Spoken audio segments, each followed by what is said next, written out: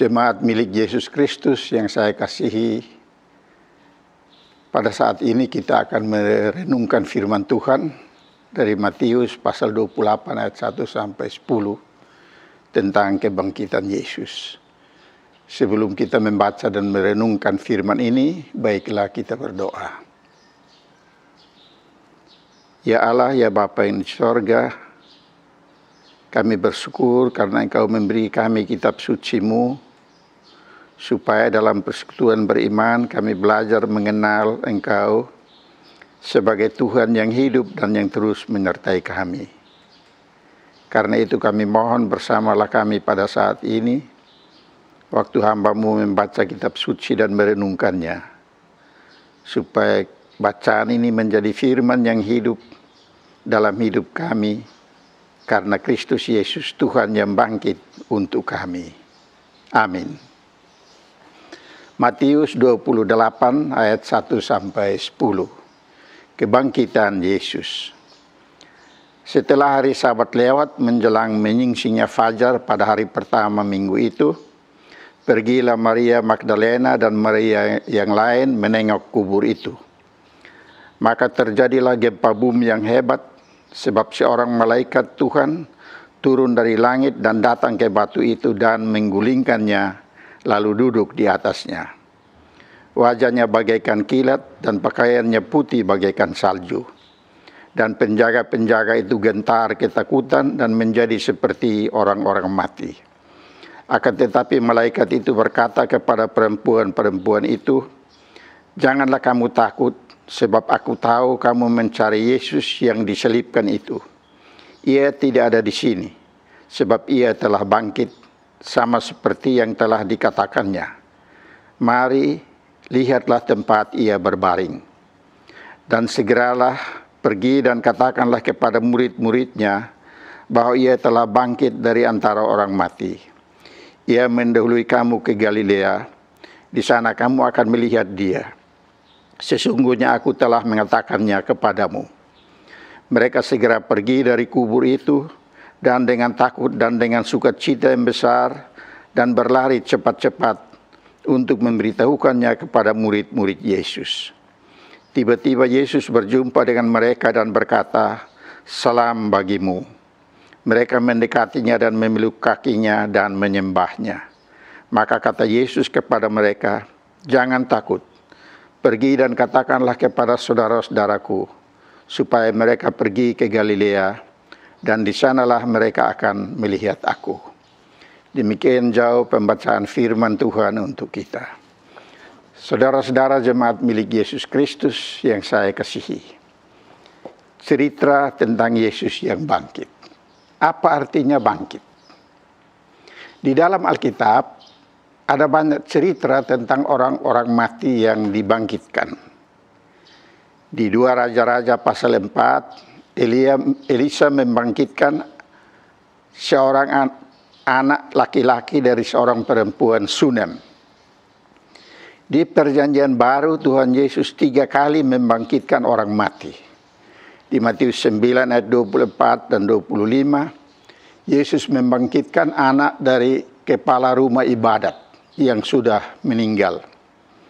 Di Lukas 7 ayat 11 sampai 15, Tuhan Yesus membangkitkan anak seorang janda di Nain yang sudah meninggal dan sedang diusung untuk dibawa ke kuburan.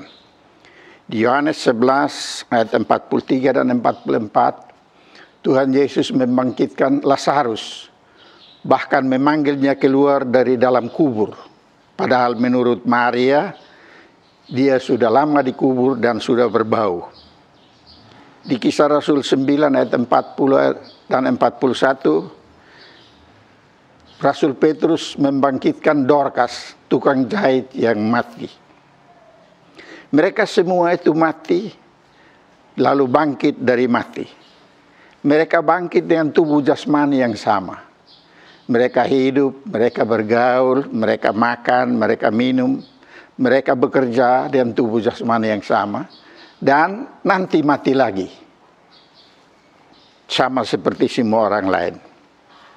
Pertanyaan kita tentang kebangkitan Yesus ialah, apakah Yesus bangkit dengan tubuh jasmani yang sama seperti orang-orang yang ia bangkitkan, seperti orang muda di Nain, seperti Lazarus, seperti anak dari kepala rumah sembahyang? Kalau kita bertanya apakah Yesus bangkit dengan tubuh yang sama, jawabannya adalah ya. Yesus bangkit dengan tubuh yang sama. Tubuh yang disalibkan, tubuh yang dikuburkan, tubuh itulah yang bangkit. Buktinya ialah tubuh itu tidak ada lagi di dalam kubur. Malaikat mengundang para perempuan yang pergi ke kuburan untuk datang masuk dalam kubur dan melihat bahwa ia tidak ada lagi. Berarti ia bangkit dengan tubuh sebagaimana waktu ia disalibkan. Namun, ada sesuatu yang berbeda. Tubuh yang dengannya Yesus bangkit tidak lagi sama persis dengan tubuh jasmani yang dengannya Yesus disalibkan, atau yang olehnya Yesus disalibkan. Sebab Yesus yang bangkit itu sudah dimuliakan atau sudah dirohanikan. Dengan tubuh itu, Yesus tidak dapat mati lagi seperti semua orang yang ia bangkitkan. Kematian sudah ada di belakang Yesus. Ia mengenakan tubuh rohani yang tidak dapat mati lagi. Kita bisa katakan bahwa ia masih Yesus yang sama, sekaligus ia Yesus yang berbeda. Dia sama, karena itulah Yesus yang berjalan-jalan, yang memanggil murid-murid, melayani, mengajar. Ia berbeda secara tubuh karena sudah dirohanikan. Tubuh rohani itu sama seperti tubuh yang Petrus, Yakobus, dan Yohanes lihat di atas gunung ketika Yesus dimuliakan di atas gunung. Yesus mengenakan suatu tubuh rohani yang memungkinkan Yesus untuk bisa lewat pintu-pintu yang tertutup. Di Yohanes 20 ayat 19 misalnya kita baca, murid-murid berkumpul dalam ruangan yang tertutup, tapi Yesus tiba-tiba berdiri di tengah-tengah mereka dan menyapa mereka, damai sejahtera bagi kamu. Tubuh rohani yang membuat Yesus bisa muncul tiba-tiba. Seperti yang kita baca dalam ayat 9, ketika dua perempuan itu kembali dari kubur dengan tergesa-gesa, dengan sukacita, tiba-tiba mereka melihat Yesus. Mereka menyembahnya, lalu dia lenyap.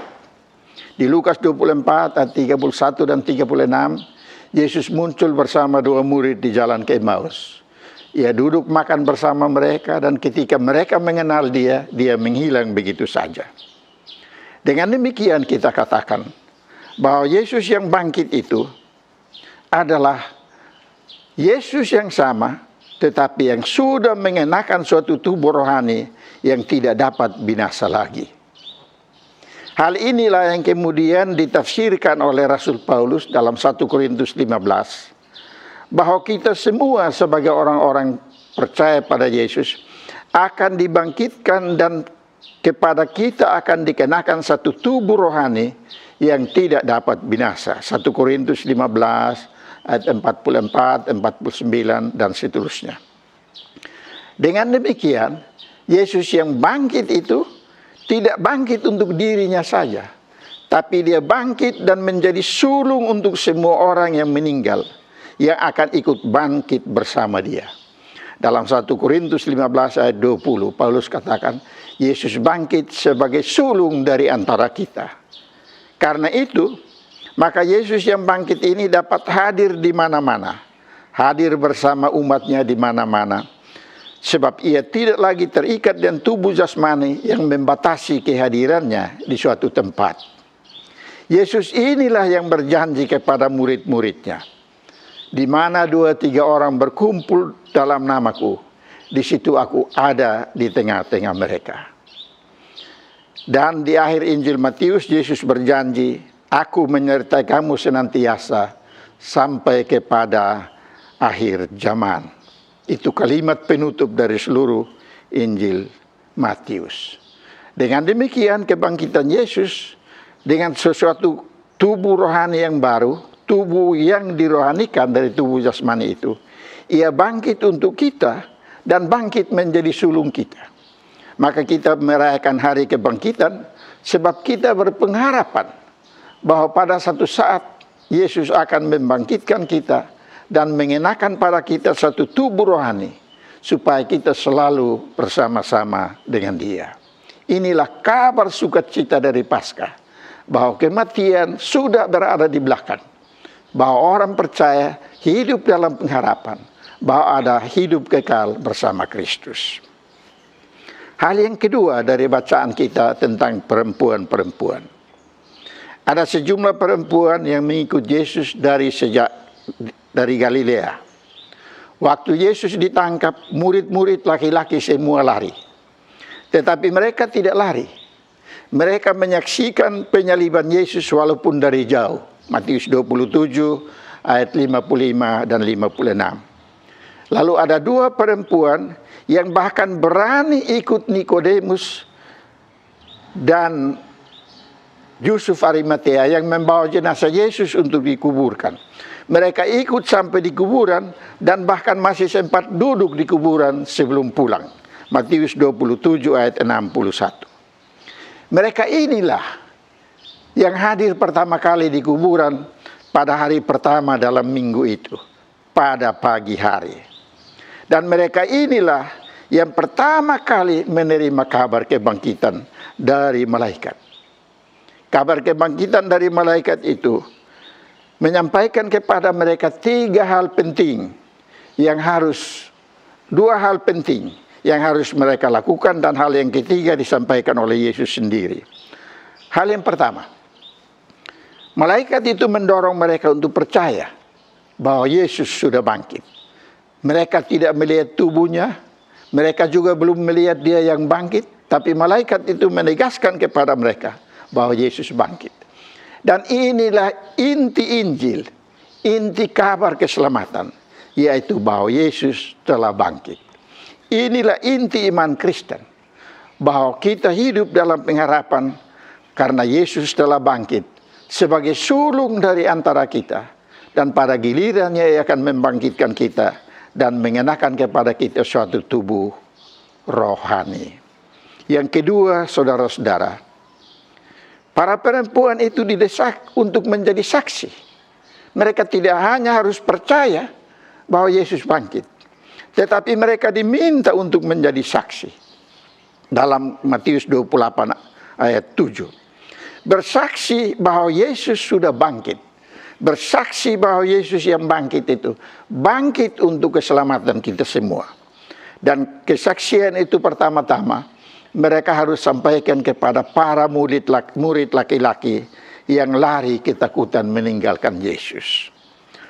Saudara-saudara, kita lihat di sini bahwa iman dan bersaksi itu dua hal yang tidak dapat dipisahkan. Iman tidak bisa disembunyikan. Percaya bahwa Yesus bangkit harus dinyatakan dalam hidup sehari-hari melalui kesaksian bahwa Yesus bangkit untuk kita semua. Itu hal yang kedua. Hal yang ketiga itu dikatakan oleh Tuhan Yesus. Maka kata Yesus kepada mereka, jangan takut.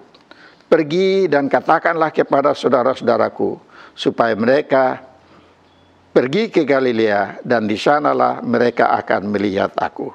Sapaan Yesus jangan takut sebenarnya dalam bahasa Yunani itu berarti dipakai kata kairete yang berarti bergembiralah, bersukacitalah, berhenti takut. Jangan lagi hidup dalam ketakutan. Jangan lagi hidup dalam kecemasan, tetapi hiduplah dalam sukacita. Hiduplah dalam kegembiraan. Mengapa? Karena Dia yang kamu percayai tidak mati, tetapi bangkit. Inilah iman yang direalisasikan. Percaya bahwa Yesus bangkit. Percaya bahwa Yesus ada bersama kita di segala tempat. Menjadi landasan untuk kita hidup dalam sukacita. Karena kita punya kepastian keselamatan. Kita punya kepastian bahwa Yesus tidak mati meninggalkan kita. Tapi Ia bangkit dan selalu bersama kita.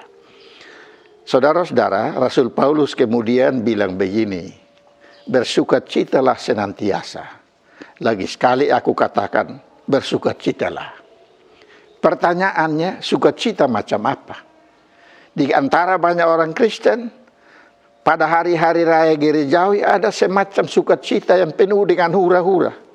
Kegembiraan yang membuat orang lost control. Kegembiraan yang memabukkan. Foya-foya. Bukan itu yang Yesus maksudkan di sini.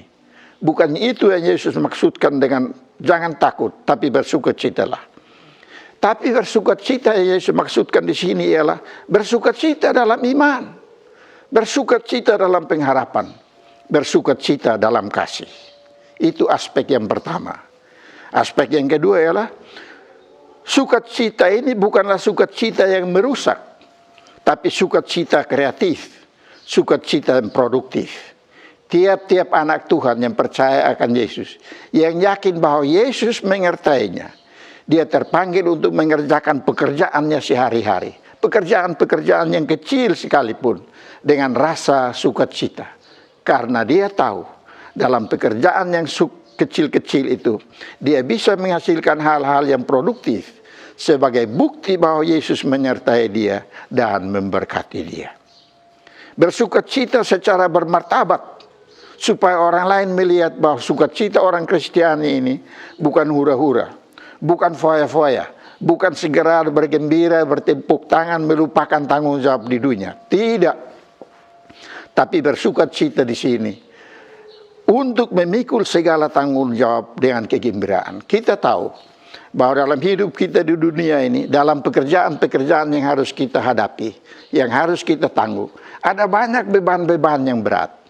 Tapi kebangkitan Yesus dan kabar dari kata-kata perkataan Yesus ini menjadi dorongan bagi kita untuk kita memikul tanggung jawab kita dengan sukacita.